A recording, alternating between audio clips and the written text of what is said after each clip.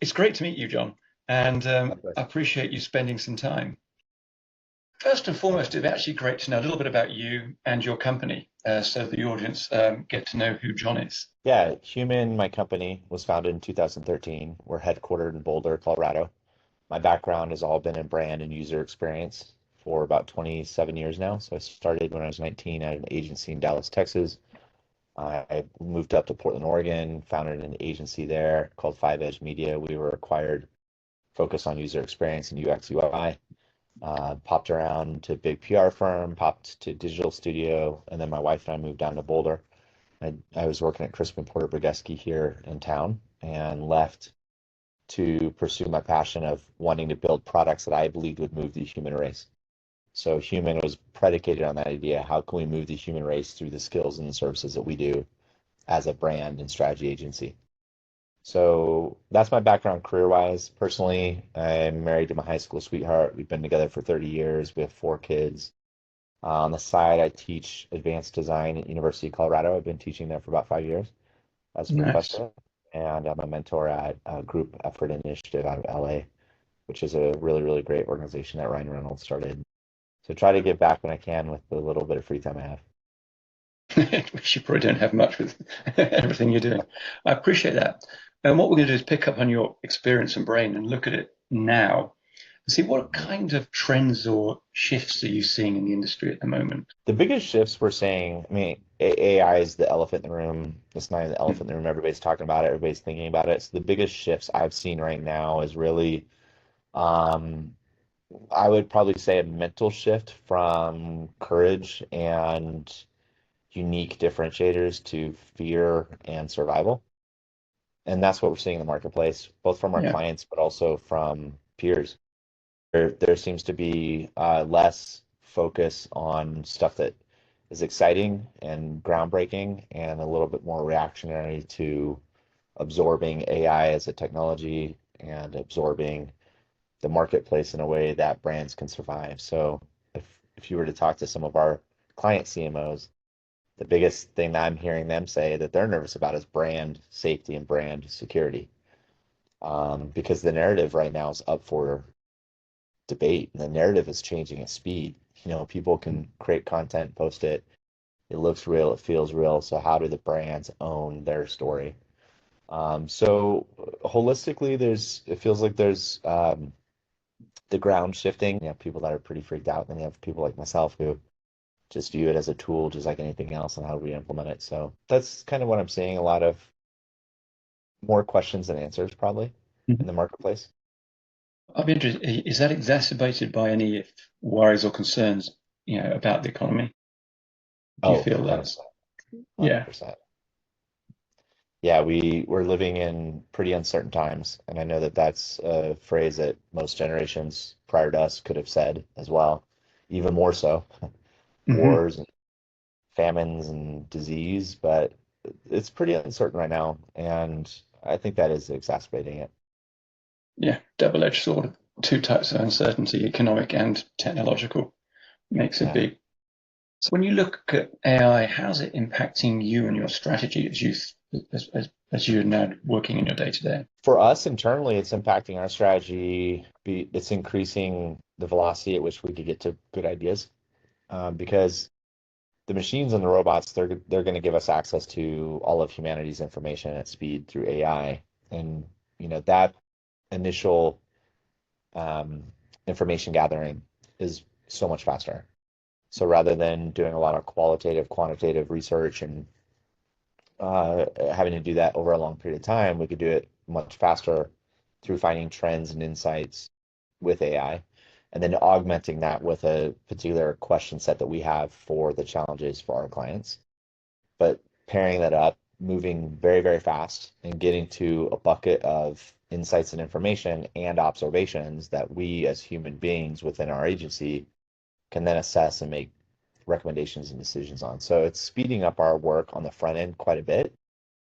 We are using AI kind of as a sandwich. So we're using it on the front end with research and input, and then the Hmm. human element, we're doing the strategy and the planning and then the creative, because the machines will only give you what's reasonable and what's within bounds. The best stuff is created in the edges, and that's where unreasonable human beings like us can come in and find where the edges are.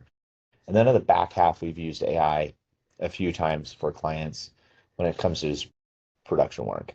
But we're Mhm. very careful to produce it off of our own assets. So rather than using AI to create assets that we don't know where the um, genesis of the idea is, or if it's amalgamating and ripping off other people's IP and creative, we are putting in the initial creative inputs, whether it's copy or whether it's photography or whether it's imagery. We're putting in inputs that we own. And then if we need to produce multiple versions of a graphic or multiple assets out of those original creative, then we could use AI to do that. Because that the way I view that is just it's the same as what we've been able to do in Adobe Creative Suite via batch Mhm. processing for the last 15 years, batch process and do these tasks. So I view AI on the back end as sort of a batch processor. Yeah, that makes sense. And have you seen it improve your organization's productivity to a measurable extent? Yeah, 100%. Yeah. Because the easy things like note-taking, contact reports, sending to a client after we have a contact in an email. We use a tool called Granola AI for note-taking, and everybody has their automated notes for meetings, but we're seeing it speed things up quite a bit. It's allowing us to take on a little bit more workload. Yeah, which is important. So if you Mhm. think about, where we stand now, what are the things that, are frustrating you, and what are the things that are working well as we move through these changes? Specific to AI or just specific to our AI and if other things as well. I think the thing that's frustrating to me is how quickly people outsource their intelligence or outsource their core competency. There's there really does feel like there's this all or nothing mindset around AI. So the Hmm. frustrating thing to me is the people that just are going all in on AI feel like they're just outsourcing everything to it. Our core competency, our thinking, our critical analysis of how we operate as a business with human beings within the business and how do we use those people. So it just feels like there's a very bifurcated environment with AI. Those who are just extremely all in, they're the ones that, to me, kind of sound a little tone deaf on LinkedIn as an example, where it's like, hey, if you're not on the AI train, you're a dinosaur, you're old, and just get out. And you're reading these articles sandwiched between so many avatars with the open to work green banner on it, and it just feels a little tone deaf versus viewing AI as a tool that can be implemented and help people in how to implement it versus it being a very um, organizing principle of if you're in AI, you're smart, you're modern, you're with it. If you're not in AI, you're Luddite and you're a dinosaur. So that's probably the most frustrating thing is it doesn't feel like there's a nuanced conversation around how to implement it holistically. You're seeing that in pockets, but across the board, it just feels like it's just so divisive. I mean, and it kind of feels that way in general, like whether it's a Cracker Barrel debacle or it just feels like everybody's all about a hot take right now versus having a discussion. Yeah, that's very, very true. So if you're thinking ahead, what do you think is going to happen in the next 12 months? Mm. The the uncanny valley between technology feeling real is closing so incredibly fast, where you can view content that it's getting harder and harder to ascertain if it's genuine or synthetic, if it's AI generated. So over the next 12 months, that's going to flatten incredibly. And I think that brands will really need to figure out how do they find their authentic voice and continue to differentiate in a world in which the noise is going to increase by 10x. Brands are always trying to figure out how do we create a signal that cuts through the noise. And in the past, it was an even playing field. It was brand versus brand, human versus human, story versus story. With the implementation of AI, it's just getting a deluge of content, and it's no longer an even playing field because the playing field itself is different. It's you can create a unique piece of content to your brand voice that articulates your brand differentiator, but very quickly someone else can immediately rip it and grab it and say that they do the same thing. So I think what's going to happen over the next 12 months is brands going back to their heritage and the historical values and being able to say, this is a principle that we've believed in for 5 years, 10 years, 15 years. So I think you're going to see brands, especially heritage brands, because they're going to be the ones that are easier to win, but brands going back to their own history books and saying, these are things that we've believed in for a period of time, and we're not reacting to culture, we're not reacting to the speed of social, but really rooting in who they've been over a longer period of time and doubling down on that. So you're gonna see a lot of talk of history and heritage in a deluge of like just a bunch of content. It's gonna be pretty messy, I think, for the next 6 to 7 months, maybe even longer. Can you think of any brands that are starting to do that well now? Have you got some examples in your mind to go, this one's getting it? Yeah, I think so. I mean, it's a little bit of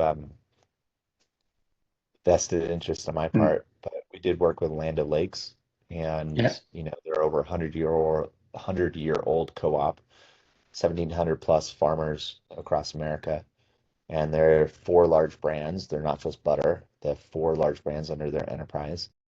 And the work that we were able to help establish alongside of them over the last few years around their heritage and the campaign of Rooted in Tomorrow, and farmers are incredible, and really doubling down on their impact around agriculture and farming and rural communities and the rural um, divide is something that I've seen work really well, and it's something that they can land on.